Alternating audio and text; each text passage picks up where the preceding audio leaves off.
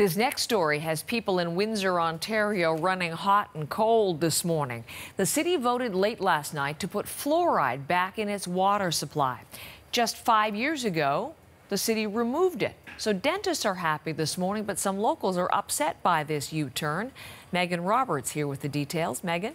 Hi, Heather. So there was a lot of debate about this move. At City Council, there was hours of debate by councillors, by medical professionals, by other members of the community who had concerns they wanted to share. And there were people also that wrote letters in. It was certainly a controversial issue. And in the end, Windsor voted 8-3 to put fluoride back into the water. Now, many of the medical and health professionals there said that putting fluoride in the water makes a big difference for dental health. They pointed to the region's oral health report this year, which said the percentage of children with tooth decay or needing urgent care went up 51% in recent years compared with some past years where there was still fluoride in the water. Let's listen to what the acting medical officer of health had to say about fluoride in water and the City Council's decision. It is a great win for the community. We have been advocating for oral health of our community. It's been deteriorating pretty badly, and we needed to take action. We are happy to see that the council has made the right decision to help the individuals who are living in this community having all these oral health issues. Now they have something to lean on to. So that's the pro-camp, but not everyone was for this decision, including the mayor of Windsor, who voted against it. Some of the people that came forward had concerns about potential adverse health effects of having fluoride in the water.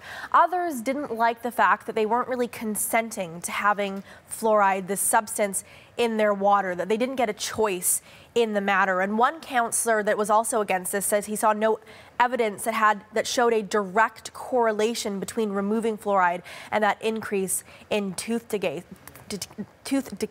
So certainly a very spirited debate. Ultimately, the council did vote to put fluoride back in, and that will cost them $850,000 because they don't have the access to the equipment that is used for that process anymore, Heather.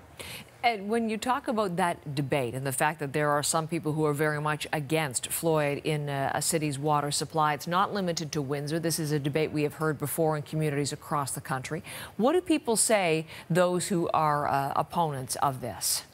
Well, some of the arguments we just talked about, people don't like not being able to make the choice for themselves. If the City Council votes to put fluoride in the water, that affects everyone. It affects everyone in the city. Also, some people have beliefs. They believe that fluoride is bad for you, and so they object to it that way as well. Overall, less than half of Canada has fluoride in their water. You can see there 38.7% of Canadians live in places with fluoridated water systems.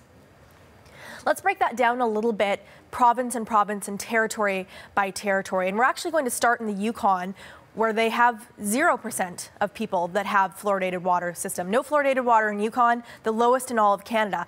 BC has the second lowest, 1.17% of water in BC is fluoridated. And then in Ontario, they actually have the highest, 71.1% of water here in Ontario is fluoridated. Now, there's a pretty significant difference between these numbers and numbers for Indigenous communities in southern Canada, so in the provinces. For an Indigenous community to have access to fluoridated water, first they have to have an agreement that gives them access to municipal water, and only a handful of communities that we have information on from the Canadian government have that access to municipal water in the first place.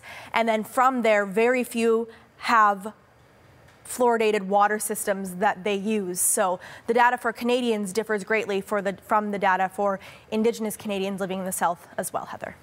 Interesting story, Megan. Thank you very much.